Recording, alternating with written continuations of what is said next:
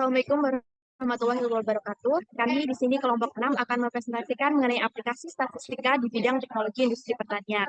Namun sebelumnya, izinkanlah kami untuk memperkenalkan anggota dari kelompok kami. Pertama ada saya, Alia Wijaya Adianma. Saya Ristian Agustin. Saya Alfi Zahra Aprilia Rahma. Saya Firhan Arya Dewa.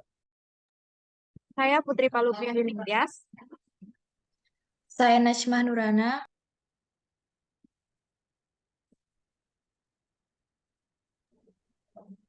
Pada kesempatan kali ini kita akan mengulas sebuah jurnal dengan tema utama pengaruh digitalisasi untuk mencapai zero carbon di sektor pertanian di negara Cina.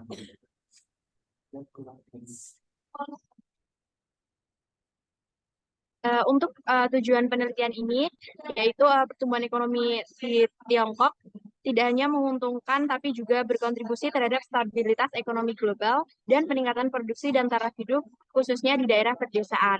Namun, perkembangannya yang sangat pesat ini harus dibayar mahal dengan konsumsi energi dan emisi yang besar, khususnya di sektor pertanian.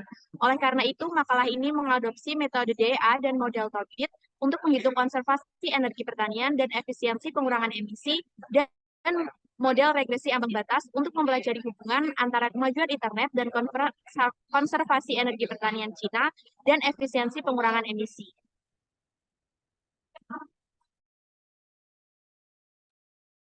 Pada jurnal yang kami review, terdapat jurnal yang dianalisis dengan menggunakan referensi berupa data jumlah penggunaan pupuk dan total konsumsi energi dalam rentang 2011 sampai 2018.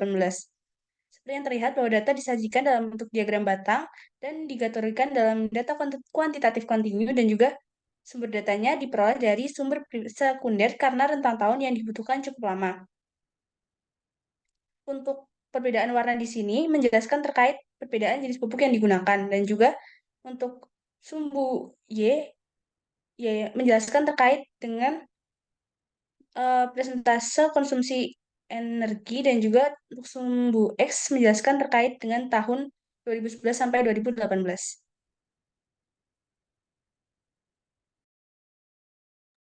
Selanjutnya yaitu mengenai penyajian jenis data peta. Pada peta tersebut yang tidak berwarna itu menunjukkan tidak ada data, kemudian yang semu hijau itu menunjukkan rentang 0,001 sampai 0,619 dan seterusnya.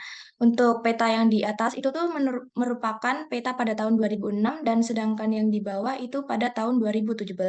Berdasarkan paper tersebut, peneliti mengamati dari studi yang ada pada tahun 2006 dan 2017 mengenai AFTEE. Hal tersebut digunakan sebagai data awal yang nantinya akan dievaluasi oleh peneliti tersebut. Kemudian, jenis data ini merupakan data kuantitatif kontinu dan dengan menggunakan sumber data sekunder.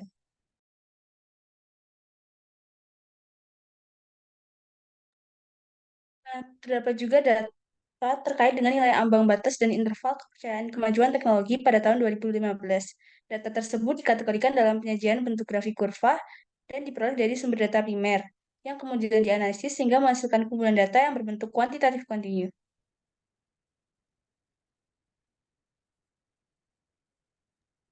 Selanjutnya, ini merupakan jenis penyajian data tabel. Padahal ini, peneliti menyajikan hasil estimasi GTFEE di sektor pertanian di lingkup provinsi dengan menggunakan tabel dan dikategorikan kepada data kuantitatif kontinu. Data ini diperoleh dari sumber sekunder karena data yang dibutuhkan pada tabel ini cukup banyak, yaitu nilai GTFEE dari berbagai negara dari tahun 2006 sampai 2017.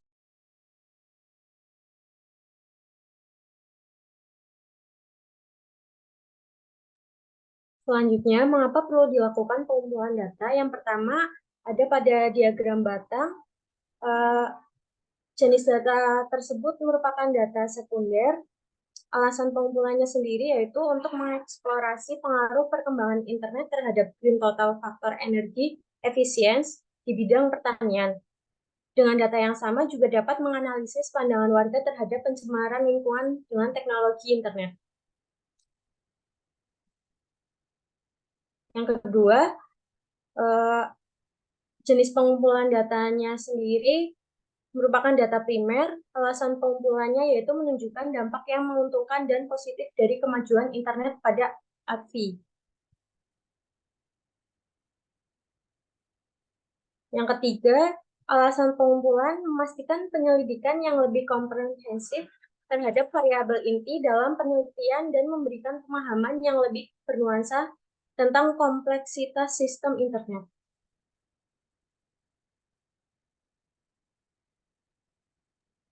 Selanjutnya yang keempat, pada tabel 9 menunjukkan data uji pengambilan sampel sendiri dari efek ambang batas yang menyajikan nilai P dan statistik F, di mana hal tersebut menunjukkan bahwa uji signifikasi untuk efek ambang 3 tidak lulus pada tingkat 10%.